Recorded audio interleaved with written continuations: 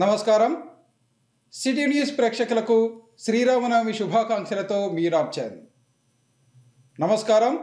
Metro news ప్రేక్షకులకు శ్రీరామనవమి శ్రీ సీతారాముల ఆశీస్సులతో ప్రజలందరూ సుఖ సంతోషాలు, శాంతి సౌభాగ్యాలతో జీవించాలని కర్నూలు అసెంబ్లీ తెలుగుదేశం పార్టీ అభ్యర్థి టీజీ భరత్ అన్నారు. ఈ మేరకు శ్రీరామనవమి వేడుకలు పురస్కరించుకొని నగరంలోని పలు ప్రాంతాలలో జరిగిన వేడుకల్లో పాల్గొని అన్నదాన కార్యక్రమాలను ఆయన ప్రారంభించారు. కర్నూలు నగరంలోని పలు ఆలయాల్లో నిర్వహించిన శ్రీరామనవమి వేడుకల్లో కర్నూలు నియోజకవర్గ తెలుగుదేశం పార్టీ అభ్యర్థి టీజీ భరత్ పాల్గొన్నారు. ముందుగా కొత్తపేట కోదండరామస్వామి ఆలయంలో పూజలో పాల్గొన్నారు. అనంతరం షరఫ్ బజార్, పాత బస్టాండు, మించిన బజార్, పూల బజార్, దండగేరి, పెద్దపడఖానా, బాపూజీ నగర్, బుధవారపేట, శ్రీరామ్ నగర్, బి క్యాంపు విజ్ఞాన్ మందిర్, అరోరా నగర్, రాజరాజేశ్వరి ఆలయం, సీతారాం నగర్, పాత బస్టాండులోని ఆలయాలను సందర్శించారు.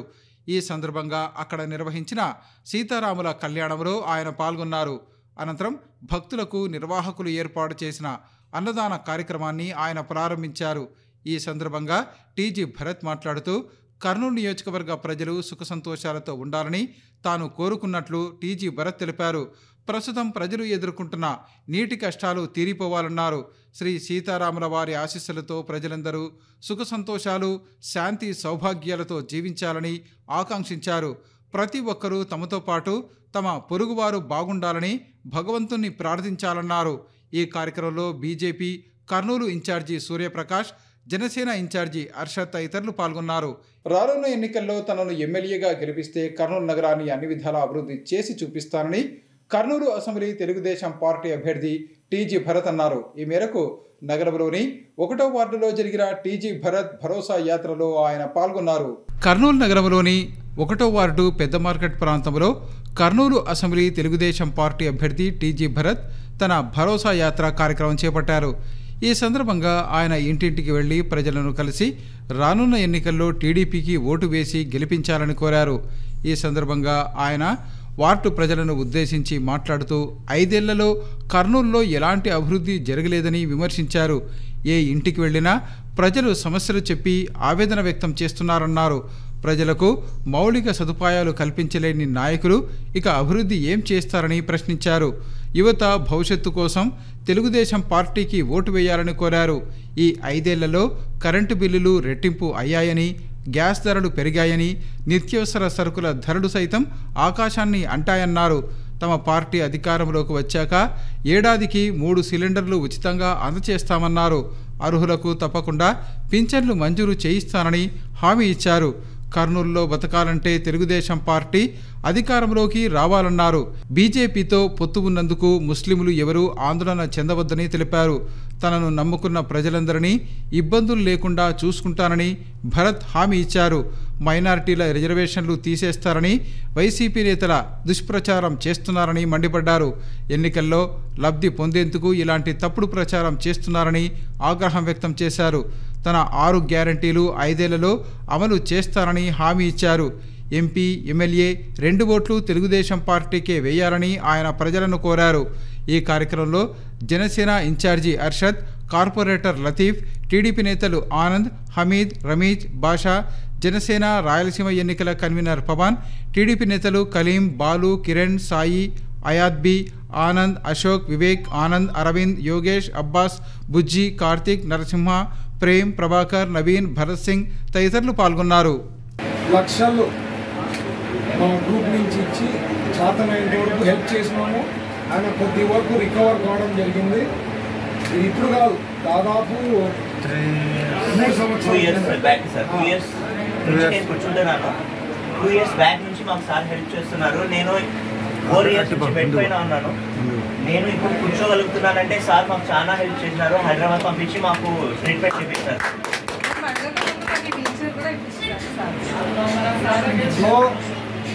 ప్రజలారా, మేము ఓడిపోయినా సేవ చేసే కుటుంబము. పవర్ ఎక్కువ ఇస్తే ఇంకా పెద్ద ఎత్తున సేవ చేయొచ్చు, పెద్ద ఎత్తున అభివృద్ధి అవుతుంది. ఓటేసే ముందు ఒక 10 సార్లు ఆలోచన చేయండి. సైకిల్ గుర్తుకి మీరు ఓటేసి గెలిపిస్తేనే బాగుంటుంది. వాళ్ళకి ఓటేసినామంటే నాశనం అవుతాం.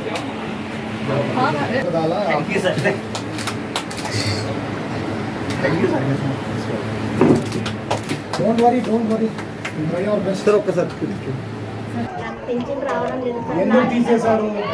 నా కొడుకు కారు ఉందని తీసేసినారు. నీ కొడుకు మరి కారు ఉన్నప్పుడు ఎందుకు తీరాదు? ఏమో తీసేసినారు. తీసినారు కదా, ఇప్పుడు మీతో ఉంటాడు ఆ కొడుకు? లేదు, 5 సంవత్సరాలు అయింది పోయి కూడా. మరి చెప్పినారా కొడుకు నాతో లేడని చెప్పారా?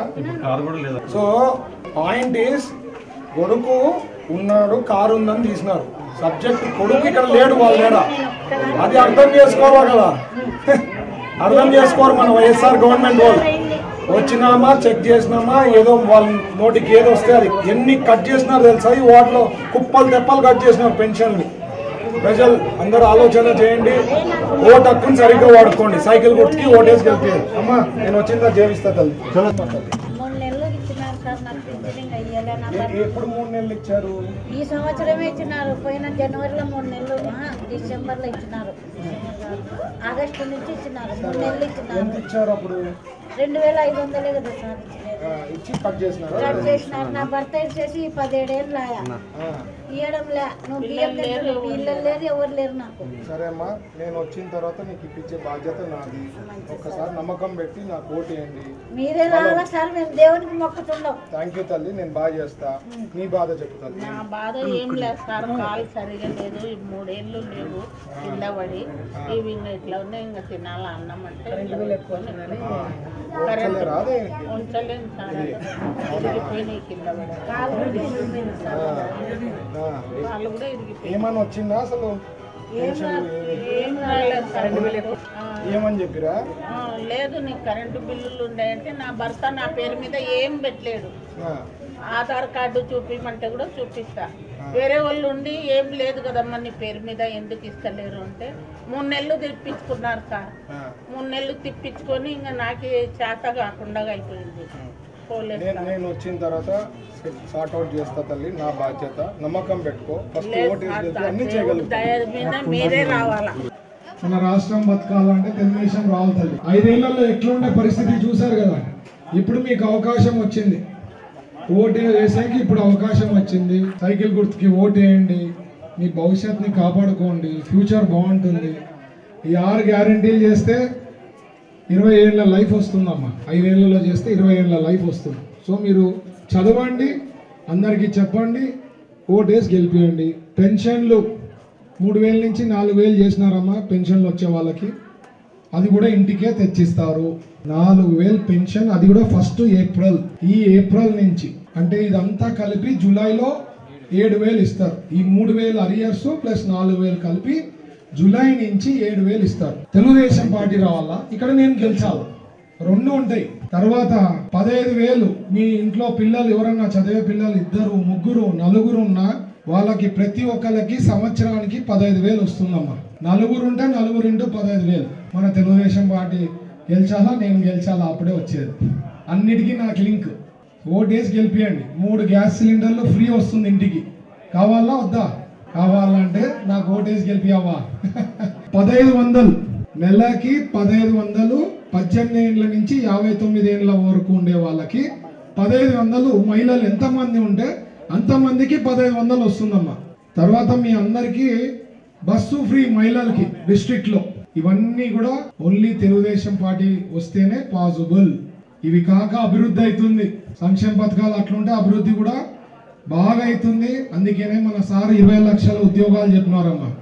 20 లక్షల ఉద్యోగాలు, నేను దాంట్లో వాలంటీర్ ఉద్యోగాలు చెప్తాలే తల్లి, అది వేరు. వాలంటీర్స్ కూడా 10,000 అవుతుందమ్మా. 5,000ది 10,000 అవుతుంది. ఇంకా బెటర్గా వాడేదానికి మనం ప్రయత్నిస్తాం. బెటర్ సిస్టమ్స్ తెస్తాం. ఎట్లా చేయాలో దాన్ని మీరు చూస్తారు ముందు ఎట్లుంటుంది అనేది. సో ఇవన్నీ కావాలా, మంచిగా కావాలంటే ఖచ్చితంగా మీ ఓటు హక్కును సరిగ్గా వాడుకోండి. ఎవరు ఏం చెప్పినా నమ్మద్దండి. వాళ్ళు మాట్లాడేది అన్ని గాలి మాటలు. అందుకనే దేవుడు వాళ్ళకి గాలి గుర్తు ఇచ్చాడు.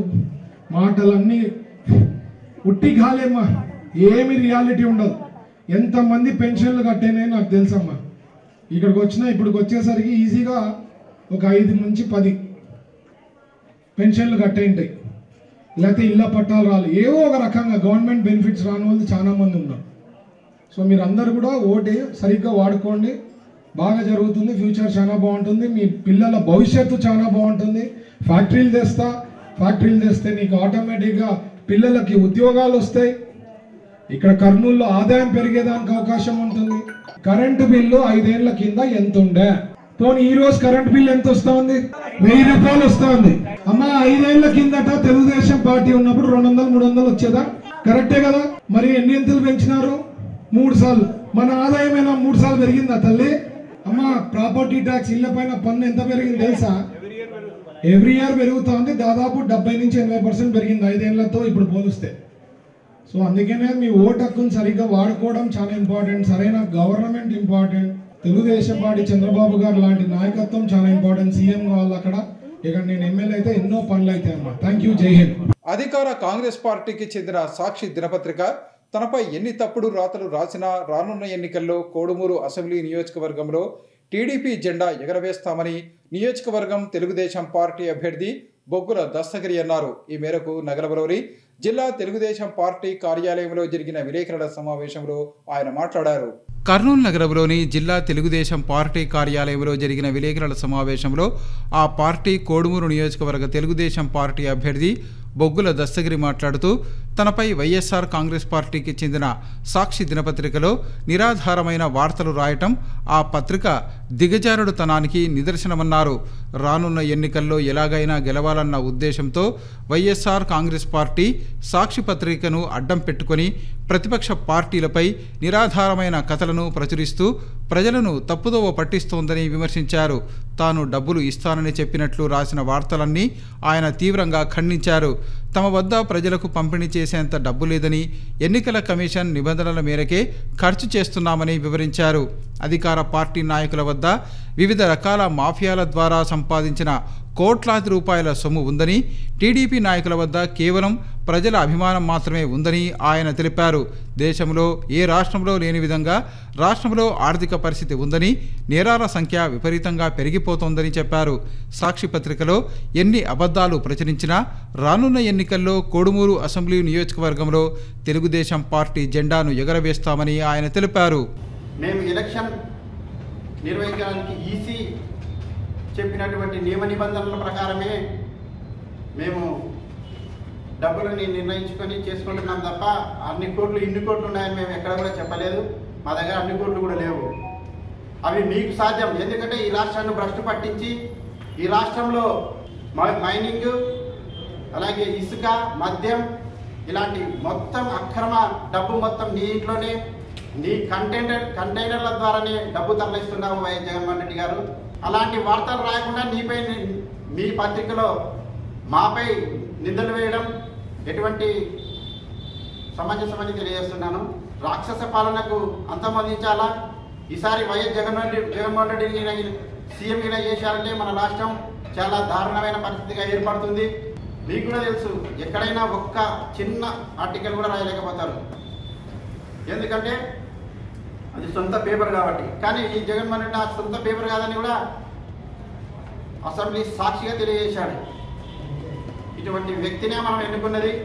ఈసారికి మనం ఆయనని కనుమరుగిన చేయకపోతే మన రాష్ట్ర భవిష్యత్తు నాశనం అయిపోతుంది. వైఎస్ఆర్ కాంగ్రెస్ పార్టీకి సంబంధించినటువంటి ఒక కరపత్రంలో కోడుమూరు అసెంబ్లీ నియోజకవర్గ తెలుగుదేశం పార్టీ అభ్యర్థి అయినటువంటి బొగ్గుల దస్తగిరి మనోభావాలను దెబ్బతీస్తూ, అదేవిధంగా మా తెలుగుదేశం పార్టీ అభ్యర్థి యొక్క ప్రతిష్టను భంగం కలిగించే విధంగా ఈరోజు కొన్ని కోట్ల రూపాయలు తెలుగుదేశం పార్టీ నాయకులకు ఇచ్చాను.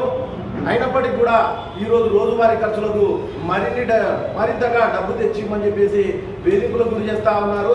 నేను ఇవ్వలేను అని చెప్పేసి చెప్పి కొన్ని రోజులుగా అజ్ఞాతంలోకి వెళ్ళినట్టుగా తప్పుడు ప్రచారం రాసి తప్పుడు రాతలు రాస్తూ పత్రికా రంగానికే భంగంగా, పత్రికా రంగం యొక్క ప్రతిష్టకు భంగం కలిగిస్తూ పత్రికా రంగంలోనే ఒక చీడ పురుగులా తయారైంది సాక్షి ఛానల్, సాక్షి పత్రిక అని చెప్పేసి ఈ సందర్భంగా నేను తెలియజేస్తా ఉన్నాను.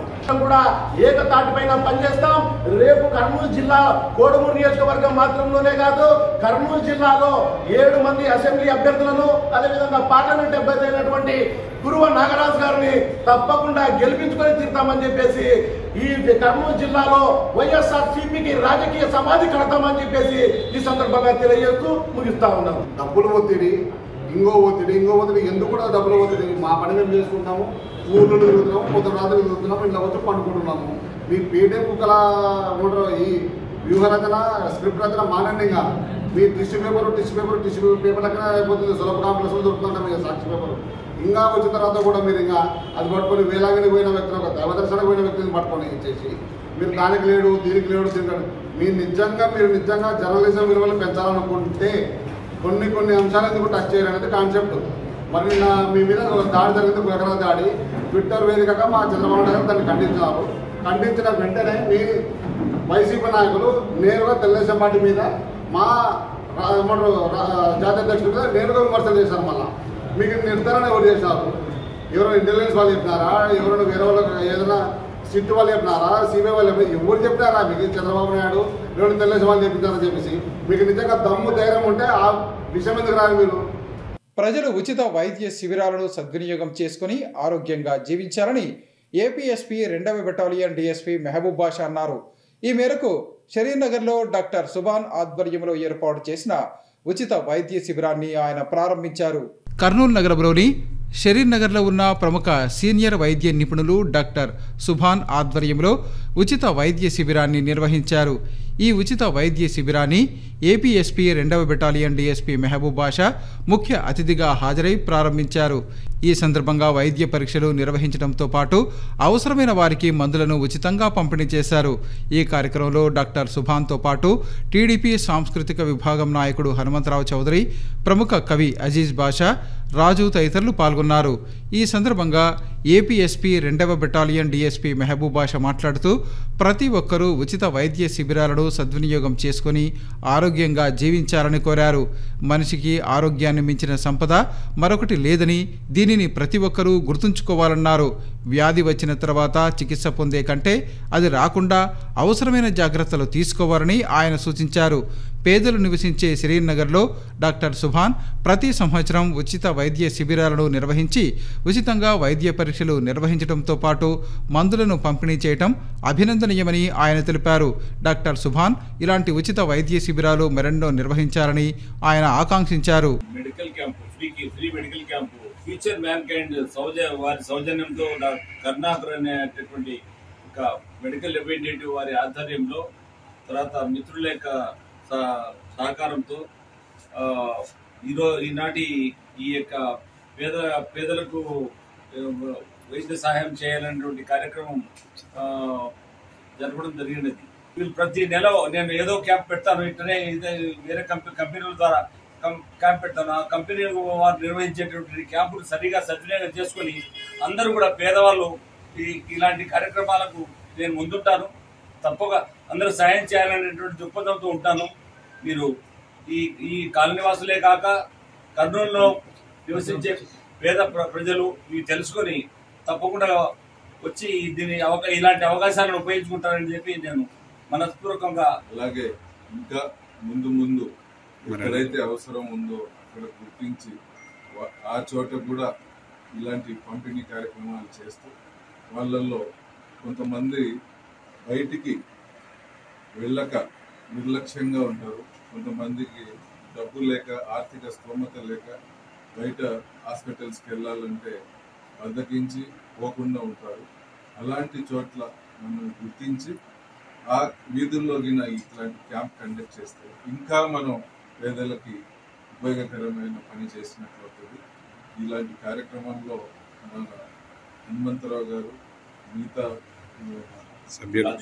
రాజు గారు, మన కవి అజీజ్ గారు, ఇలాంటి పెద్దలంతా పాల్గొని దీన్ని ప్రోత్సహిస్తూ మ్యాన్ కైండ్ వారి సౌజన్యంతో ఈ కార్యక్రమం వచ్చి మేము ప్రతి నెల మందులు తీసుకెళ్తుంటాము. మేము కూడా గత 2 సంవత్సరాల నుండి దాదాపు మాకు 20,000 రూపాయల మందులు దంపతులకు ఇద్దరు కూడా ఇచ్చాడు. ఒక మధ్యలో ఇబ్బందులు ఉంటే కూడా సారే సహాయం చేశాడు.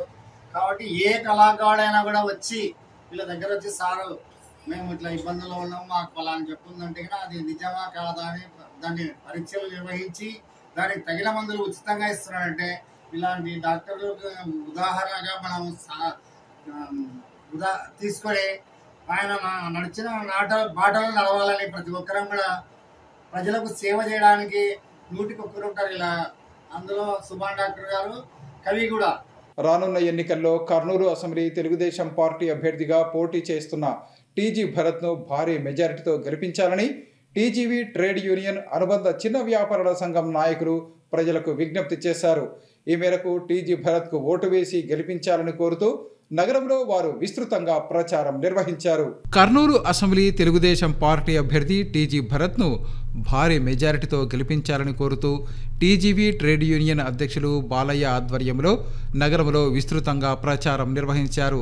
ఈ సందర్భంగా టీజీబీ ట్రేడ్ యూనియన్ అనుబంధ చిన్న వ్యాపారుల సంఘం ఆధ్వర్యంలో చిన్న వ్యాపారుల వద్దకు వెళ్లి రానున్న ఎన్నికల్లో టీడీపీ అభ్యర్థి టీజీ భరత్ను భారీ మెజారిటీతో గెలిపించాలని విజ్ఞప్తి చేశారు. కర్నూలు నగరంలో దశాబ్దాలుగా కుల మతాలు రాజకీయాలకు అతీతంగా టీజీ కుటుంబం సేవలు అందిస్తోందని వివరించారు. కర్నూలు నగరం అభివృద్ధి జరిగిందంటే అది ఒక్క రాజ్యసభ మాజీ సభ్యులు టీజీ వెంకటేష్ ఎమ్మెల్యేగా, మంత్రిగా, రాజ్యసభ సభ్యునిగా చేసిందే అని తెలిపారు. రానున్న ఎన్నికల్లో టీడీపీ అభ్యర్థి టీజీ భరత్ను గెలిపిస్తే కర్నూలును అన్ని విధాలా అభివృద్ధి చేసి చూపిస్తారని తెలిపారు. ముఖ్యంగా కర్నూలు నగరంలో చిన్న వ్యాపారుల సమస్యల పరిష్కారానికి టీజీవీ ట్రేడ్ యూనియన్ ద్వారా అధ్యక్షులు టీజీ వెంకటేష్ చేసిన కృషిని ఈ సందర్భంగా వారు వివరించారు. ప్రస్తుతం ఉన్న పరిస్థితుల్లో ప్రతి ఒక్కరూ ఆధ్యాత్మిక విలువలు పెంపొందించుకొని సమాజ సేవకు పునరంకితం కావాలని సద్గురుదత్త కృపాలయం వ్యవస్థాపక అధ్యక్షులు గురువు చంద్రశేఖర్ రెడ్డి సతీమణి శ్రీమతి కృష్ణకుమారి అన్నారు. ఈ మేరకు శ్రీరామనవమి వేడుకలను పురస్కరించుకుని సద్గురుదత్త కృపాలయం ఆధ్వర్యంలో ఏర్పాటు చేసిన చలివేంద్రం వద్ద పానకం, వడపప్పు పంపిణీ చేశారు. కర్నూలు నగరంలో సద్గురుదత్త కృపాలయం ఆధ్వర్యంలో వేసవి మండుటెండల నేపథ్యంలో ఏర్పాటు చేసిన చలివేంద్రం వద్ద శ్రీరామనవమి వేడుకలను పురస్కరించుకుని ప్రజలకు పానకం, వడపప్పు పంపిణీ చేశారు. ఈ కార్యక్రమాన్ని సద్గురుదత్త కృపాలయం వ్యవస్థాపక అధ్యక్షులు గురువు చంద్రశేఖర్ రెడ్డి సతీమణి శ్రీమతి కృష్ణకుమారి ముఖ్య అతిథిగా హాజరై పంపిణీ చేశారు. ఈ కార్యక్రమంలో సద్గురుదత్త కృపాలయం అధ్యక్షులు మల్లారెడ్డి తదితరులు పాల్గొన్నారు. ఈ సందర్భంగా ఆయన మాట్లాడుతూ సామాజిక సేవా కార్యక్రమాలను విస్తృతంగా నిర్వహిస్తున్నామని తెలిపారు. గత 13 సంవత్సరాలుగా కర్నూలు నగరంలోని ప్రభుత్వ సర్వజన వైద్యశాలలో అన్నసేవ కార్యక్రమాన్ని ఏర్పాటు చేశామన్నారు. అలాగే ప్రతి సంవత్సరం వేసవి కాలంలో ప్రజల దాహార్తిని తీర్చేందుకు చలివేంద్రాలను ఏర్పాటు చేస్తున్నామని వివరించారు. ఎవరైనా మరణిస్తే వారి పార్థివ దేహాలను శ్మశాన వాటికకు తరలించేందుకు వీలుగా వైకుంఠ రథాలను ఏర్పాటు చేశామన్నారు. సద్గురుదత్త కృపాలయం వ్యవస్థాపక అధ్యక్షులు గురువు చంద్రశేఖర్ రెడ్డి మార్గదర్శనంలో భవిష్యత్తులో మరిన్ని సేవా కార్యక్రమాలను నిర్వహిస్తామని వారు తెలిపారు. ఇవి ఈనాటి సిటీ న్యూస్. తిరిగి రేపు ప్రసారమయ్యే సిటీ న్యూస్లో మళ్ళీ కలుసుకుందాం. అంతవరకు సెలవు.